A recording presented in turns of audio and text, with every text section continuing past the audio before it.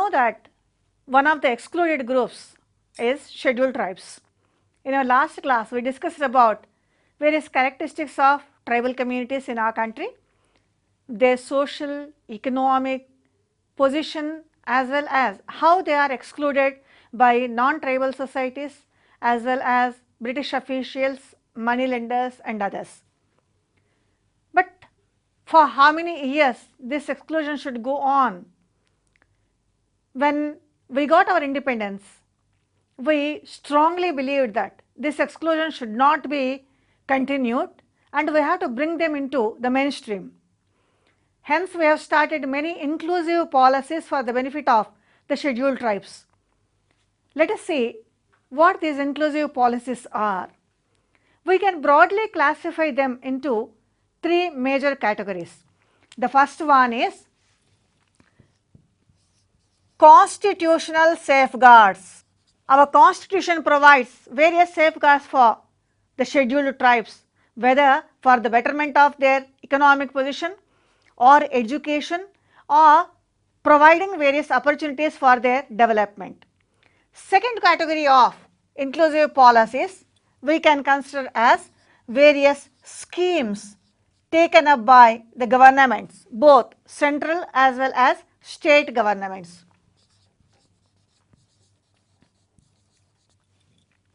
And the third category of inclusive policies can be understood as establishment of various institutions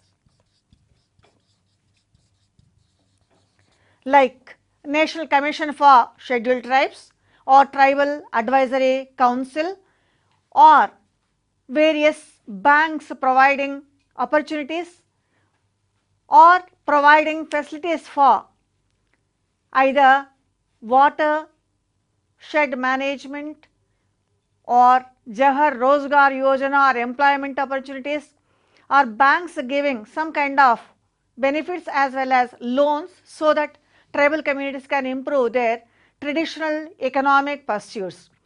So, let us see these three different types of schemes which are aimed to include various scheduled tribes into the mainstream in detail in today's class.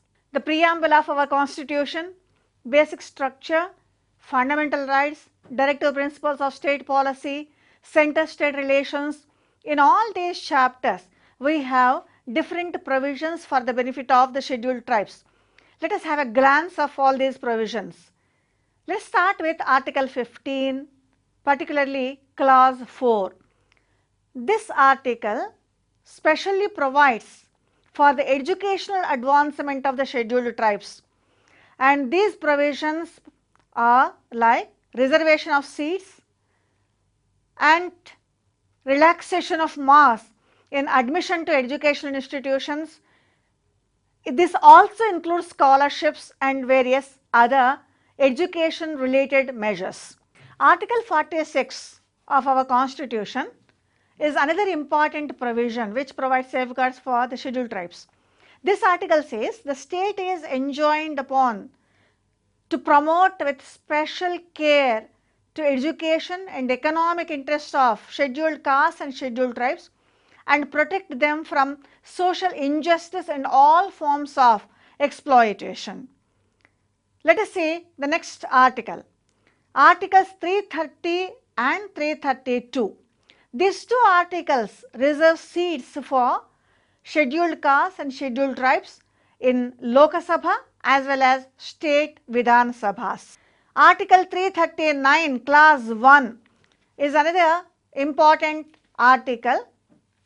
This article provides that the President may at any time appoint a commission to report on the administration of the scheduled area and the welfare of the scheduled castes and tribes in the state. Let us see what type of persons we can expect on various constitutional provisions. When we talk about constitutional provisions, this may not be only various provisions of constitution, because prior to the constitution also British government has taken so many measures, and sometimes these measures were belittling the scheduled tribes. we may expect a question even on those aspects. For instance, during the British regime, they have notified tribes with different terms. One such word is denotified tribes. Let us see one question in this context. The question is like this. In Indian context, the term denotified tribes refers to, let us say, 4 alternative answers. Answer number 1 or A, all aboriginal tribes. Secondly, all nomadic tribes, because nomadism is one of the characteristics of various scheduled tribes. Answer number 3 is tribes which were initially listed as scheduled tribes but later they were excluded. And answer number D is tribes which were classified as criminal tribes before independence. Since we are talking about denotified tribes, since this word was used by the British government, this word is not used by the Indian government after independence. Since Britishers considered tribal communities as most of the tribal communities are criminals, so the last answer, answer D, would be the correct answer. That is, tribes which were classified as criminal tribes before independence. When we talk about constitutional safeguards, we also see certain structural aspects. We have so many ministries. An exclusive ministry is there, provided as per the Constitution of India, that is Ministry of Tribal Affairs. It is a nodal ministry for all central policies, planning and coordination of different programs for the development of the scheduled tribes.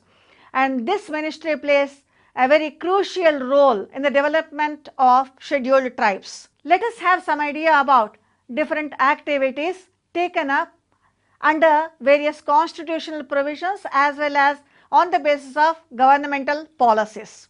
Let us say various governmental programs. These programs can be considered as tribal welfare schemes.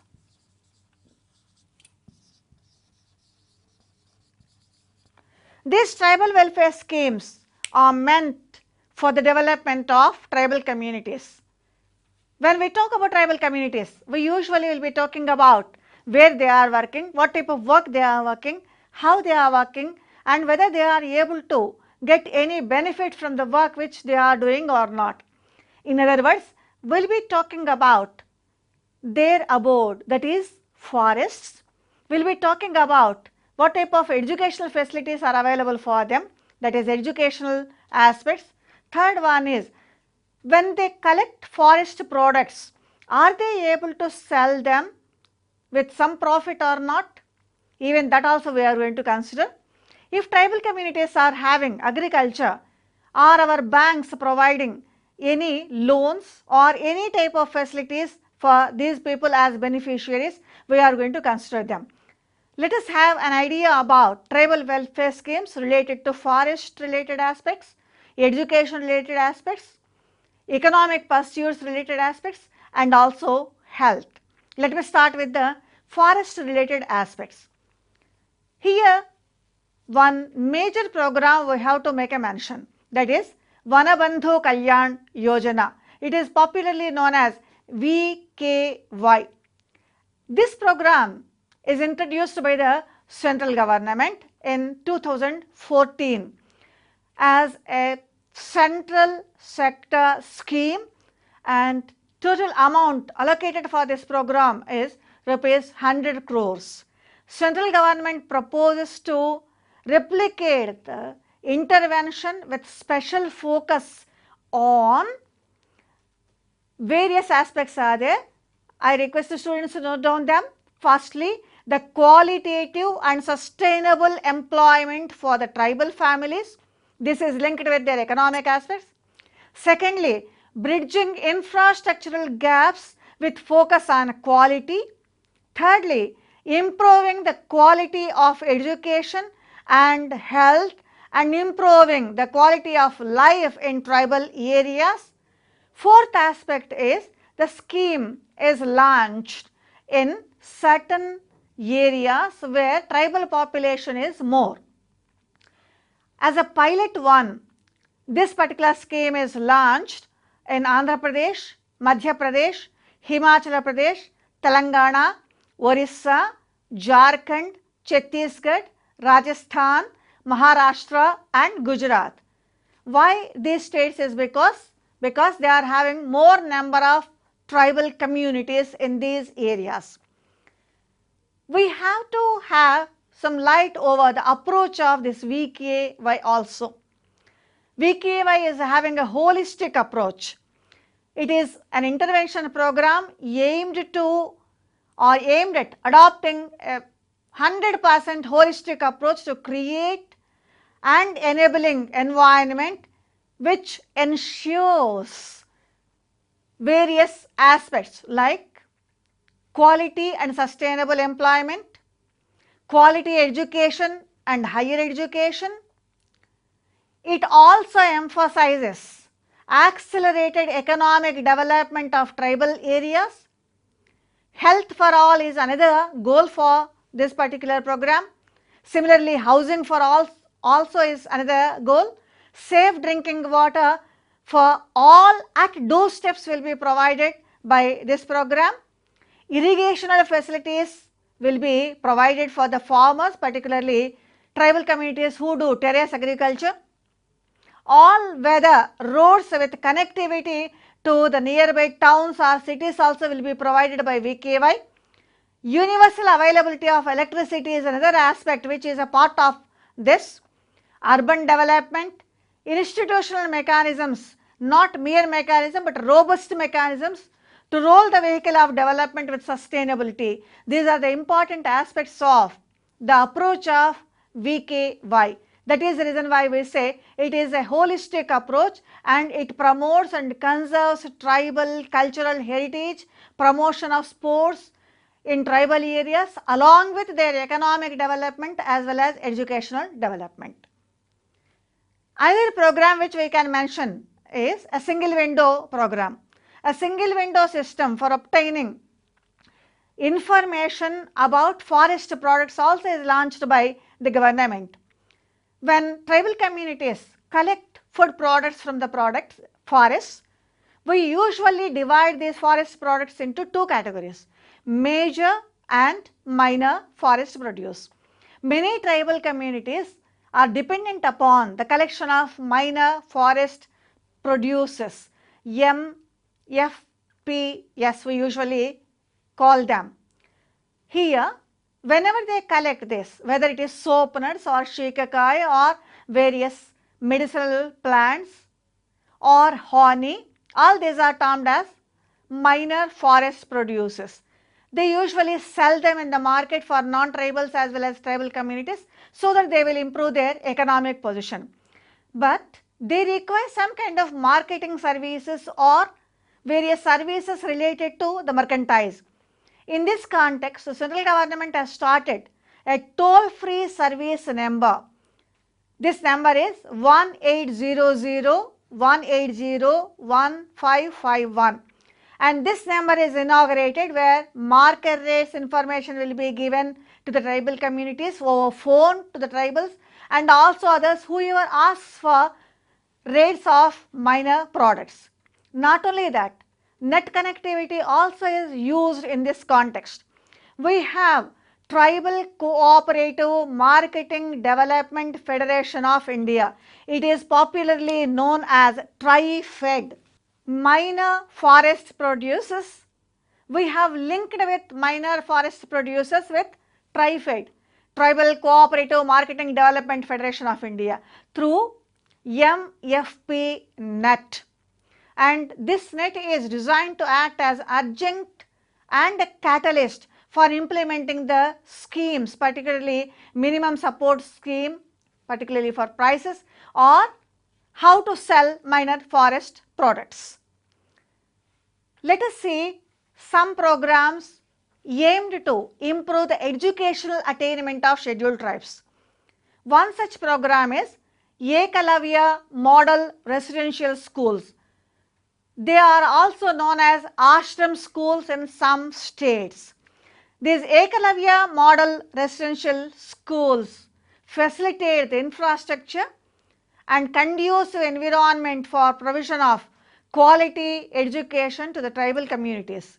And government has sanctioned in each state many Ekalavya model residential schools. Even in our state also we have more than 600 Ekalavya model residential schools. We have to know where tribal communities are residing, aren't we? Then only we will be able to understand them, we will be able to understand their problems and will be able to do something for them.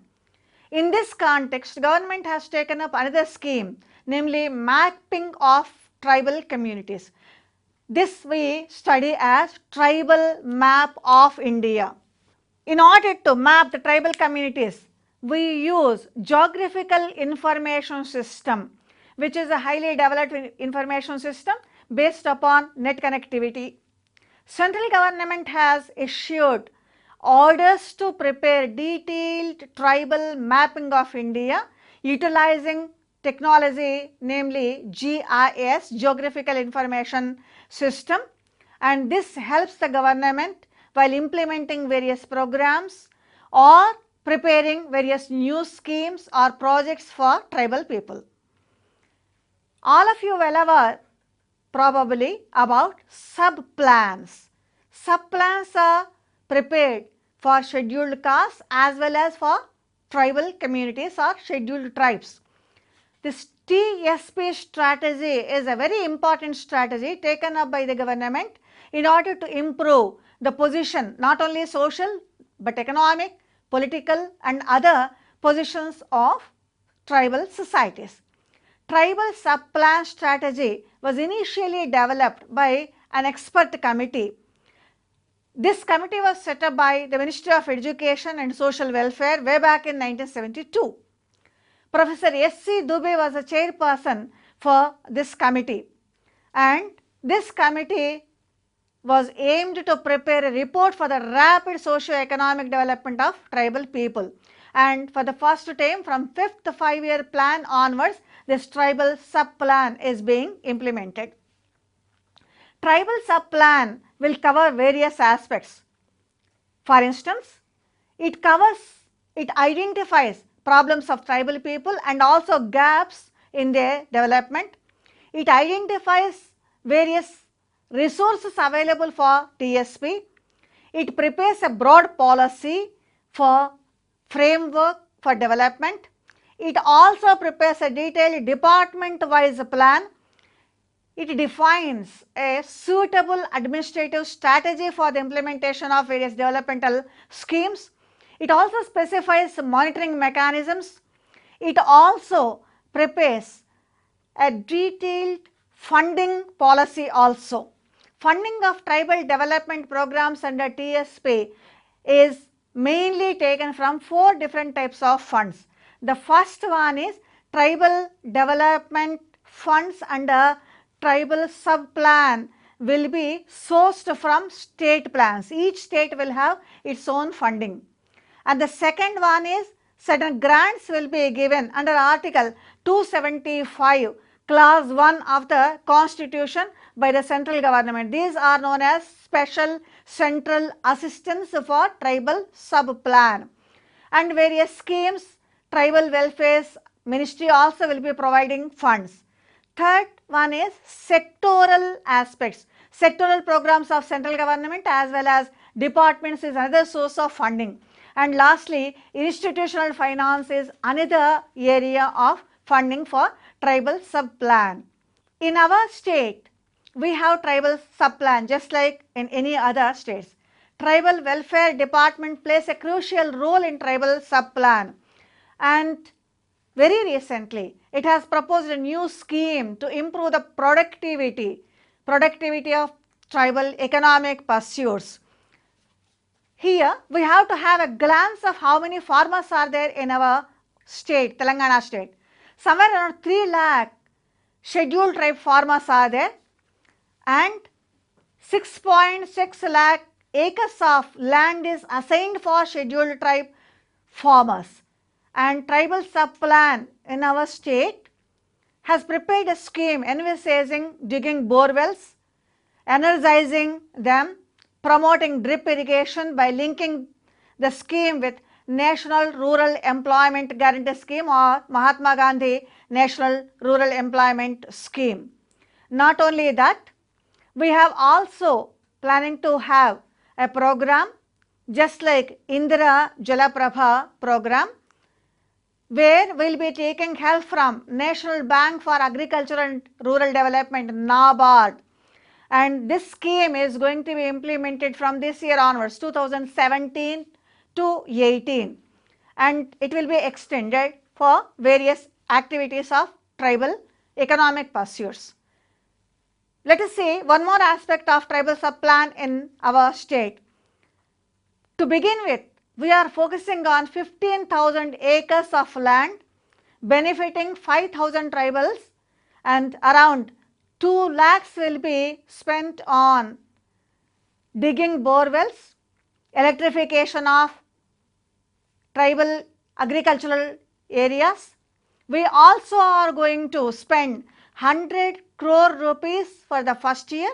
Later we are going to enhance it to.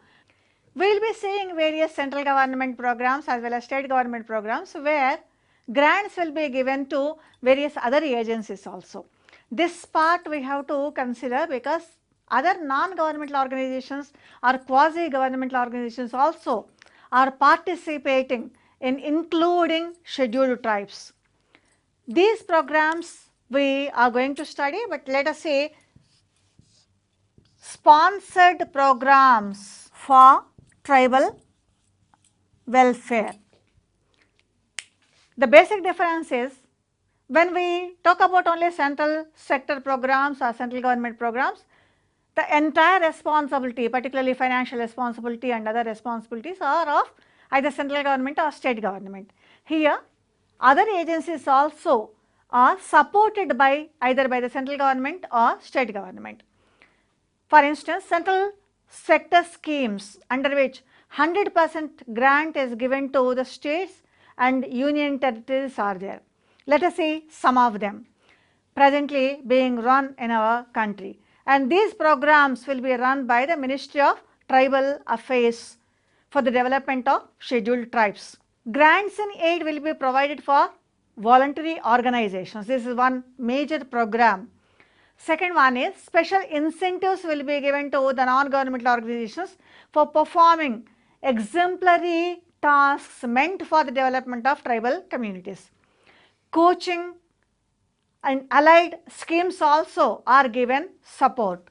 Vocational training in tribal areas also will be given support by the central sector.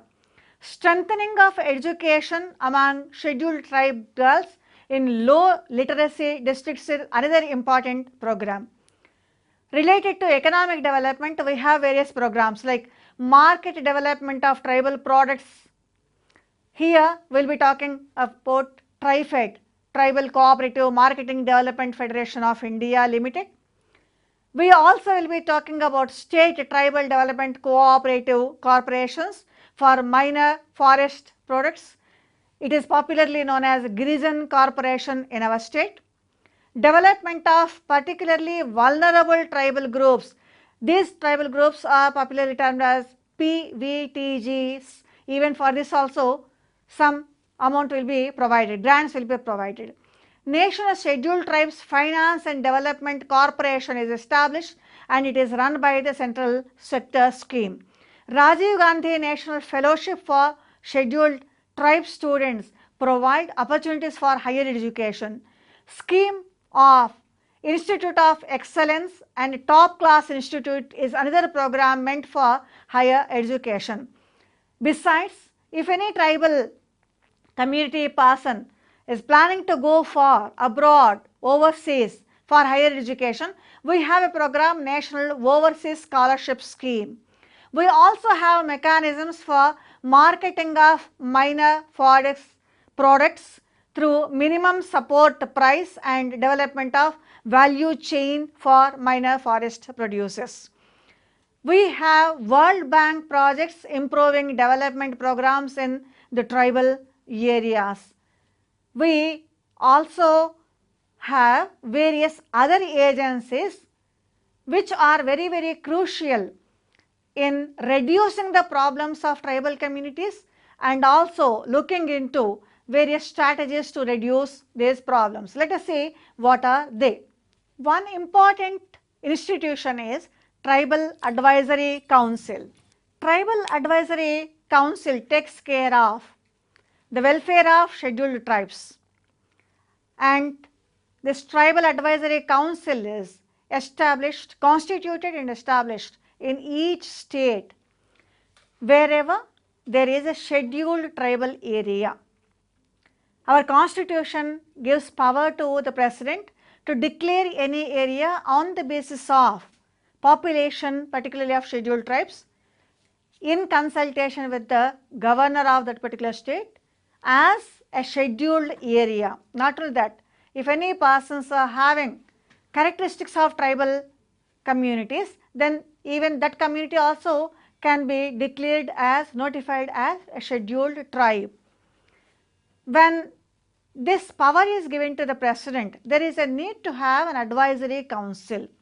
Hence, we have established Tribal Advisory Council, and in Tribal Advisory Council, a maximum number of 20 members will be there. Out of these 20 members, 3/4 members will be scheduled tribe members of Legislative Assembly in the state. Let us see how a question can be given. How many members will be there in the Tribal Advisory Council? Answers: A 10, B 15, answer C 13, answer D 20. 20 is the correct answer. What are the duties of Tribal Advisory Council? Let us have a glance. Tribal Advisory Council, the name itself talks about advisory role. It advises the governor on matters pertaining to the welfare and advancement of the scheduled tribes in the state, because tribal advisory councils will be working at state level. Tribal Advisory Council members, their mode of appointment of the chairperson, offices, servants and various other aspects, all these will be controlled by the governor of the state in question. Wherever the advisory council is there, that particular state's governor will be deciding all these aspects. Governor also can make a notification that any particular act of parliament or of the legislature of the state shall not apply to a scheduled area or any part thereof in the state, or shall apply to a scheduled area or any part thereof in the state. Tribal Advisory Council and its role mostly determined by the governor. One more power also is given to the governor under the constitution. Governor can also make rules for the better management of peace and good governance in tribal or scheduled areas. You are all well aware, some of the tribal areas are not having peaceful situation. Some kind of turmoil is going on. In most of the northeastern states, turmoil is going on. Even in southern part of India or other parts of India also, tribal communities are retaliating, or some kind of resentment we come across. When such resentment or retaliating tendencies are there, governor can notify any program for the development of peace in that particular state. Let us see whether Tribal Advisory Council of Telangana is there or not. It is there. Starting from 2014 onwards, meetings are going on. The first chairperson of Tribal Advisory Council, do you know who is that person? Let us see the question. Let me give 4 alternative answers. Answer A, Srimati Chandravati. Answer B, Sri Redya Nayak. Answer C, Sri K. Chandrasekhar Rao. Answer D, Srimati Kutuhalamma. You please try to remember the constitution of Tribal Advisory Council. 20 members should be there in the council, and 3/4 of these members should be members, MLAs, particularly scheduled tribe MLAs, out of which one person will be the chairperson, and chairperson can be appointed by the governor. For the question, the correct answer, first chairperson for Telangana State Tribal Advisory Council is Mr. K. Chandrasekhar Rao. Later, Mr. Reddy Nayak became the chairperson. Another agency which is very crucial in order to include scheduled tribes is National Commission for Scheduled Tribes. It is popularly known as NCST.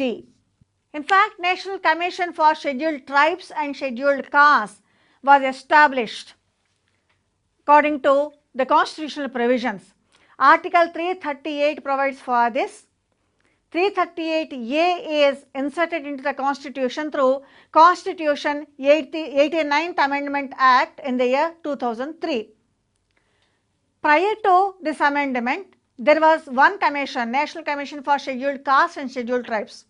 But after the amendment, the erstwhile National Commission for Scheduled Castes and Scheduled Tribes was replaced by two separate commissions, one for Scheduled Castes and another for Scheduled Tribes. The Commission for Scheduled Tribes and the Commission for Scheduled Castes. The National Commission for Scheduled Tribes, NCET, came into existence from 19th February 2004.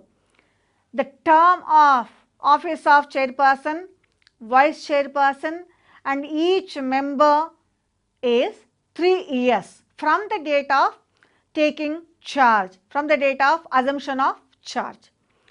Chairperson will be given the rank of Union Cabinet Minister and the vice chairperson will be given the rank of Minister of State.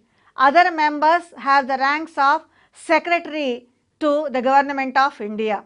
When chairperson is given Union Cabinet Minister's rank, you know pretty well that they will be playing a vital role in all policy decisions, because cabinet ministers are the persons who will take various policy decisions. When NCST is established, various powers are given.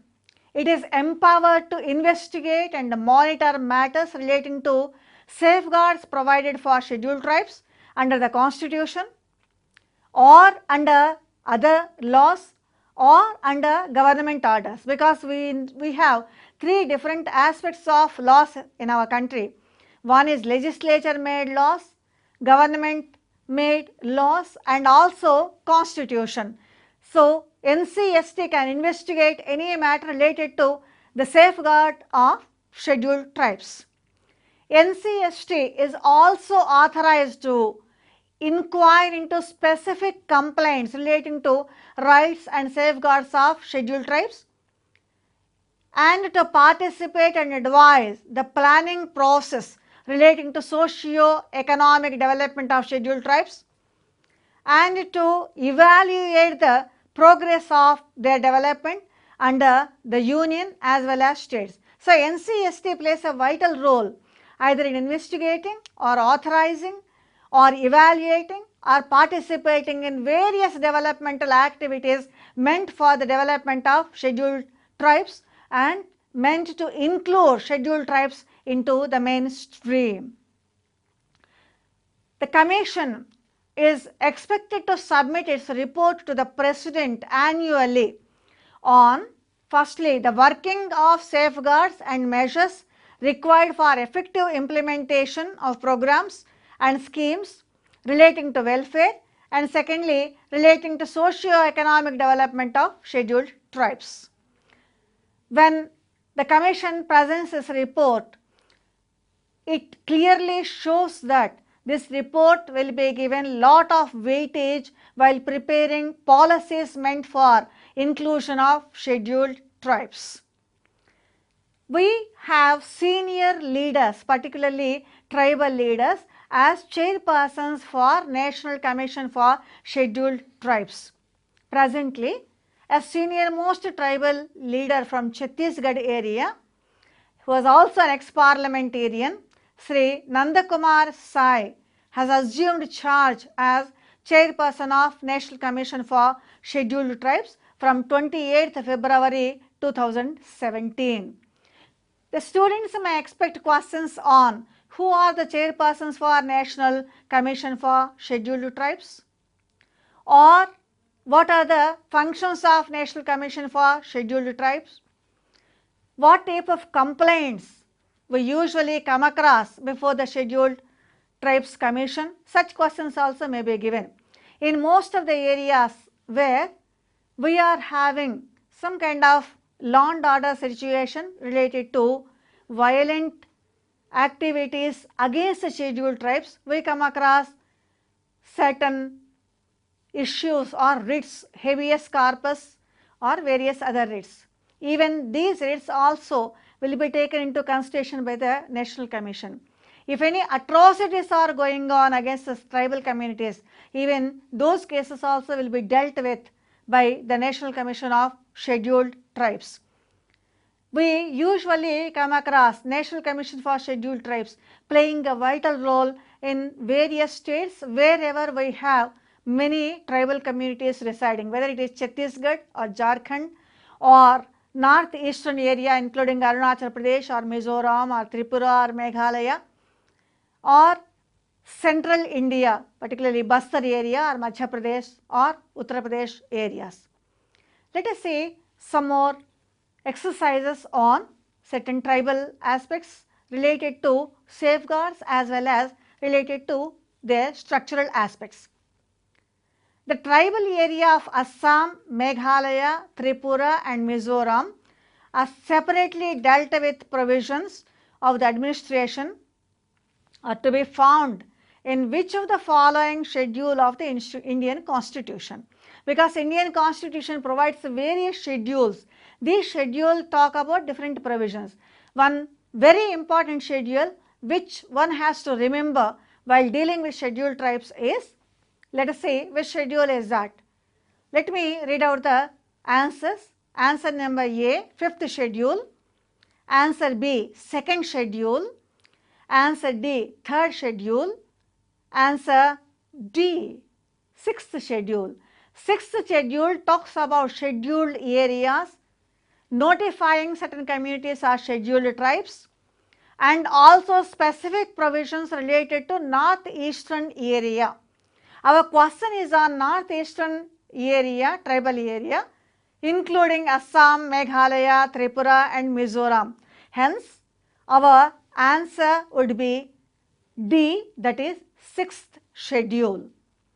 We are having many tribal communities in our country, and we are also having many provisions under our constitution dealing with administration of tribal areas, tribal people and areas where many tribal communities are there.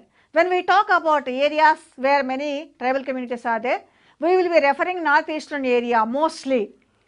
Once again, let me see another example for northeastern area. Which of the following articles makes the special provisions for the administration of the certain areas called scheduled areas in states other than Assam, Meghalaya, Tripura and Mizoram? Here, please remember students, the question is not on northeastern area, it is in a negative way, other than northeastern area. Let us see what answers are there. First answer is Article 243B. Article 244 is the second answer. Third answer is Article 245. Last answer is Article 334. When we talk about northeastern area, other articles are there, but when we talk about other than northeastern area, then Article 244 talks about scheduled areas. Hence, the correct answer is answer B, that is Article 244 of our Constitution. We are having many tribal communities in our country.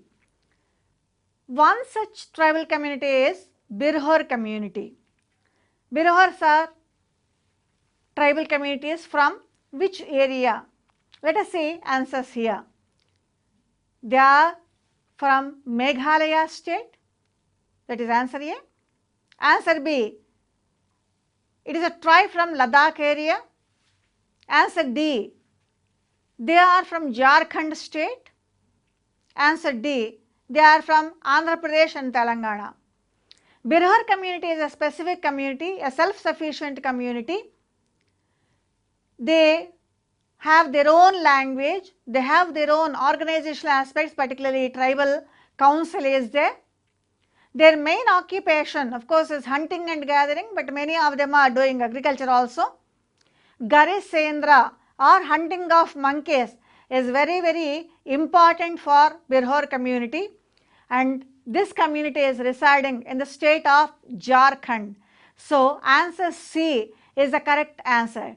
Birhar is a tribe from Jharkhand state. We have discussed so far different inclusive policies meant for including scheduled tribes.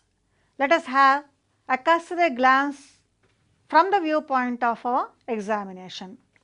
We try to understand these programs into three major parts.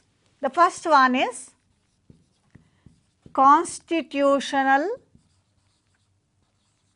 safeguards. When we talk about constitutional safeguards, we will be talking about various articles. Let us see how questions may be given on this. For instance, our constitution provides for notification of a community as a scheduled tribe. This power is given to answers A, Prime Minister, B, President, C, Governor, D, Chief Minister. Constitution clearly talks about President and his power to denotify or notify a community as scheduled tribe on the basis of their primitive traits, geographical isolation, economic backwardness. Hence, your correct answer would be the President. You may have to remember the article also related to this. We are having a chapter on fundamental rights, which is very crucial even for understanding the position of scheduled tribes. If scheduled tribes are having their own cultural aspects, their own language, so articles 23 or 25 or other articles which are meant for any citizen of our country are applicable even to the tribal communities, because they have a right to have their own culture. Protective legislation is another aspect where you can expect some questions.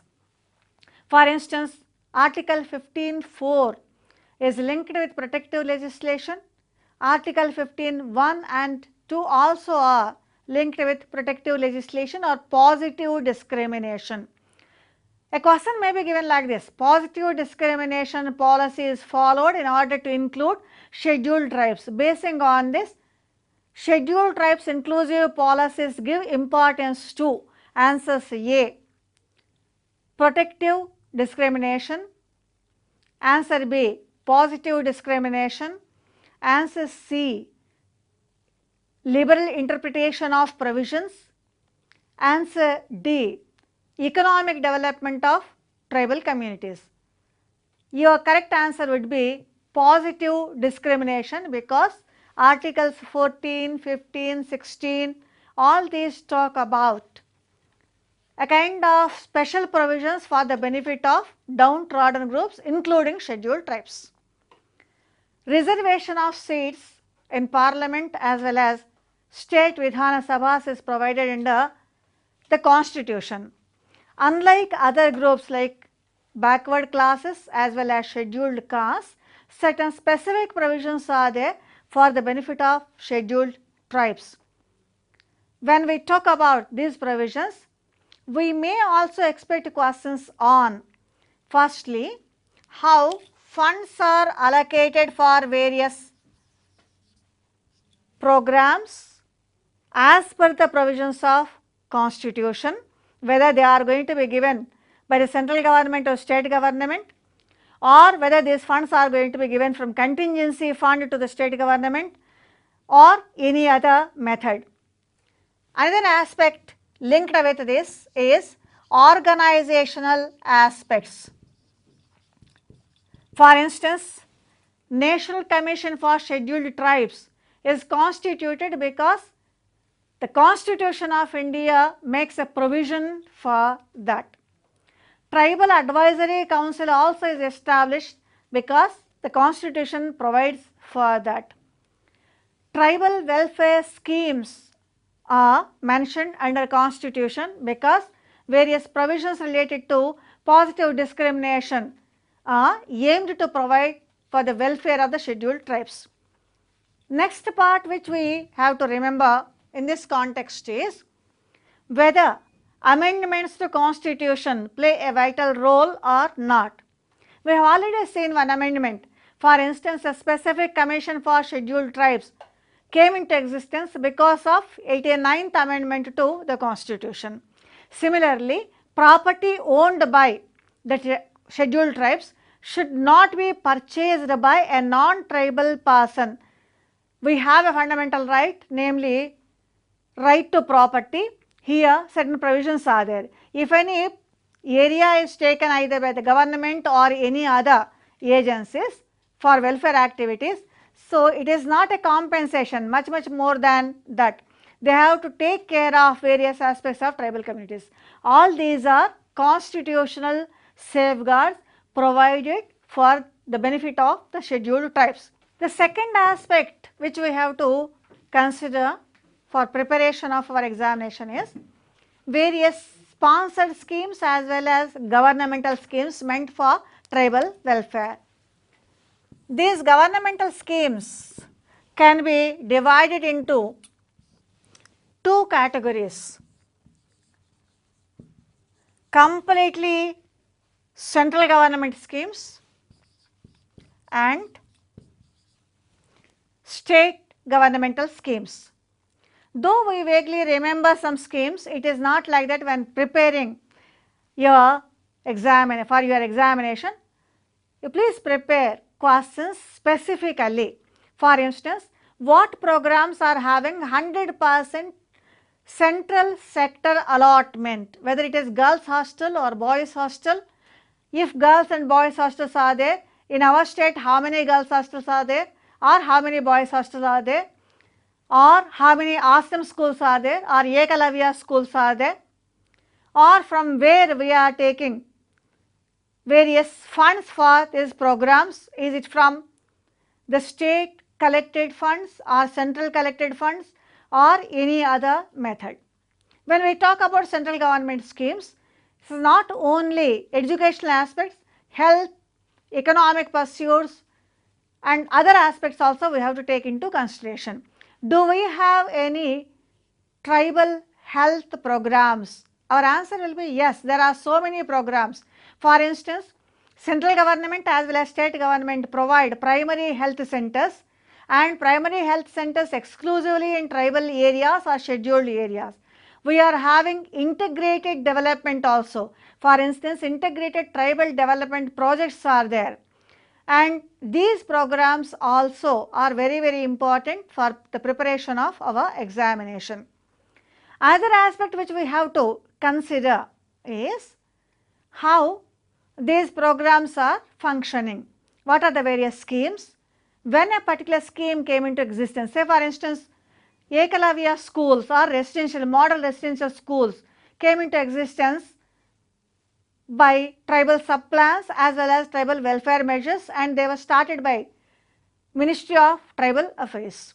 Besides Tribal Affairs Ministry, even Ministry for Social Justice also sometimes sponsor some of the programs. So, like this inter-sectoral programs, if any are there, then some questions we may expect on these aspects also. One more aspect which we have to remember in this context is how much outlay is sanctioned in a particular plan period. Since we are referring the present situation, we usually will be talking about during this particular plan, how much outlay, how much budget is allocated, how many schools are working. We usually take into consideration 2016-17 data or 17-18 data or future prospects also, or our future plans. If any future plans are there, then how are we going to do? Some of the state level sponsored programs are meant for all, but weightage will be given for scheduled tribes. For instance, in our Telangana state, we have a scheme meant for the development of girl children. Education as well as various other aspects will be taken into consideration. Kalyana Laxmi program is there in our state. This Kalyana Laxmi program is meant for girl children, particularly their marriage and all those things. But here some weightage will be given for tribal societies. If any health related aspects are going on, some kind of experiments are going on, or invasion by non-tribal communities is going on in tribal societies, then what type of specific legislations are made at state level? Even this also we have to be thorough, because many times such legislations control atrocities or exploitation or oppression against tribal societies. Specific enactments, rules and regulations are there exclusively meant for scheduled tribes, both at central level as well as at state level. Next comes various special agencies, whether it is advisory council or whether it is a research wing or whether it is National Commission for Scheduled Tribes. Besides these, certain other institutions also cover scheduled tribes and their development. For instance, if human rights of a scheduled tribe person are violated, then not only National Commission, even Human Rights Commission also play a vital role. Sometimes in order to maintain peace, government may take certain schemes, for instance Salva Judum scheme. So certain specific schemes also we may have to study. When we talk about social exclusion, we will be talking about how a particular group is excluded, but our emphasis presently should be on what best we are doing or how we are trying to include these excluded groups into our mainstream. So emphasis will be on inclusion. And my dear students, please prepare for both the causes of exclusion and also how our government, individuals, non-governmental organizations are trying to include these people, trying to intervene and develop them.